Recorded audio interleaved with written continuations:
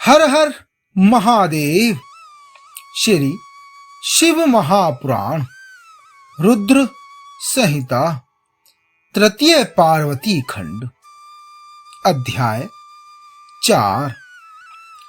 उमा देवी का दिव्य रूप से देवताओं को दर्शन देना, देवताओं का उनसे अपना अभिप्राय निवेदन करना और देवी का अवतार लेने की बात स्वीकार करके देवताओं को आश्वासन देना।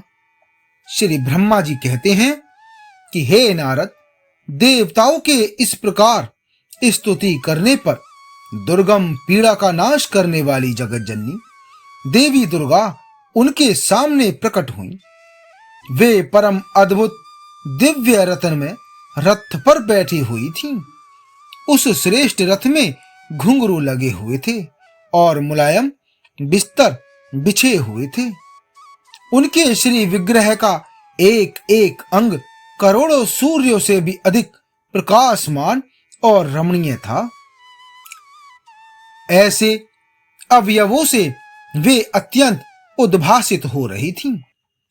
सब ओर फैली हुई अपनी तेजो राशि के मध्य भाग में वे विराजमान थीं। उनका रूप बहुत ही सुंदर था और उनकी छवि की कहीं तुलना नहीं थी।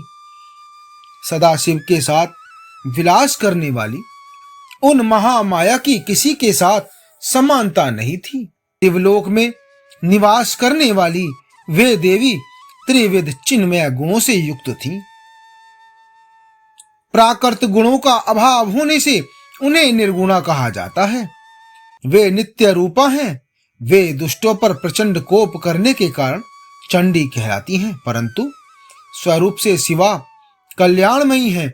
सबकी संपूर्ण पीड़ाओं का नाश करने वाली तथा संपूर्ण जगत की माता हैं। वे ही प्रलय काल में महानिद्रा होकर सबको अपने अंक में सुला लेती हैं। वे समस्त स्वजनों भक्तों का संसार सागर से उद्धार कर देती हैं। शिवा देवी की तेजो राशि के प्रभाव से देवता उन्हें अच्छी तरह देख न सके। तब उनके दर्शन की अभिलाषा से देवताओं ने फिर उनका स्तवन किया। दर्शन की इच्छा रखने वाले श्री विष्णु आदि सब देवता उन जगदम्बा की कृपा पाकर वहां उनका सुस्पष्ट दर्शन कर सके। उसके पश्चात देवता बोले कि हे अंबिके, हे महादेवी, हम सदा आपके दास हैं। आप प्रसन्नता पूर्वक हमारा निवेदन सुने। पहले आप प्रजापति दक्ष की पुत्री रूप से अवतीर्ण हो लोक में रुद्रदेव की बल्लभा हुई थी। उस समय आपने ब्रह्मा जी के तथा दूसरे देवताओं के महान दुख का निवारण किया था। पिता से अनादर पाकर अपनी की हुई प्रतिज्ञा के अनुसार आपने शरीर को त्याग दिया और स्वधाम में पधार आई। इससे भगवान हर को भी बड़ा दुख हुआ। हे महेश्वरी, आपके चले आने से देवताओं का कार्य पूरा नहीं हुआ। हम देवता और मुनि व्याकुल होकर आपकी शरण में आए हैं। हे महेशानी, हे शिवे, आप देवताओं का मनोरथ पूर्ण करें जिससे सनत कुमार का वचन सफल हो। हे देवी, आप भूतल पर अवतीर्ण हो पुनः रुद्रदेव की पत्नी हुई और यथा योग्य ऐसी लीला कीजिए जिससे देवताओं को सुख प्राप्त हो। हे देवी, इससे कैलाश पर्वत पर निवास करने वाले रुद्रदेव भी सुखी होंगे। आप ऐसी कृपा करें जिससे सब सुखी हों और सबका सारा दुख नष्ट हो जाए। श्री ब्रह्मा जी कहते हैं कि हे नारद, ऐसा कहकर विष्णु आदि सब देवता प्रेम में मग्न हो गए और भक्ति से विनम्र होकर चुपचाप खड़े रहे। देवताओं की यह स्तुति सुनकर शिवा देवी को भी बड़ी प्रसन्नता हुई। उनके हेतु का विचार करके अपने प्रभु शिव का स्मरण करती हुई भक्त वत्सला दयामयी उमा देवी उस समय श्री विष्णु आदि देवताओं को संबोधित कर कर हंसकर बोली। उमा ने कहा कि हे हरे, हे विधे और हे देवताओं तथा मुनियों, तुम सब लोग अपने मन से व्यथा को निकाल दो और मेरी बात सुनो। मैं तुम पर प्रसन्न हूं, इसमें किसी भी प्रकार का संशय नहीं है। सब लोग अपने अपने निवास स्थान को जाओ और चिरकाल तक सुखी रहो।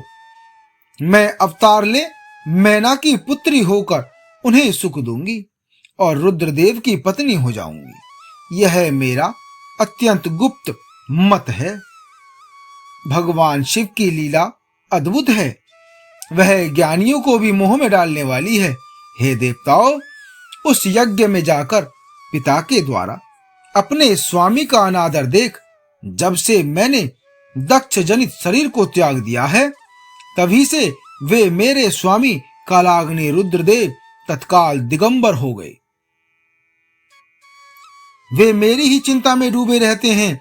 उनके मन में यह विचार उठा करता है कि धर्म को जानने वाली सती मेरा रोष देखकर पिता के यज्ञ में गई और वहां मेरा अनादर देख मुझ में प्रेम होने के कारण उसने अपना शरीर त्याग दिया। यही सोचकर वे घर बार छोड़ अलौकिक वेश धारण करके योगी हो गए। मेरी स्वरूप भूता सती के वियोग को वे महेश्वर सहन न कर सके।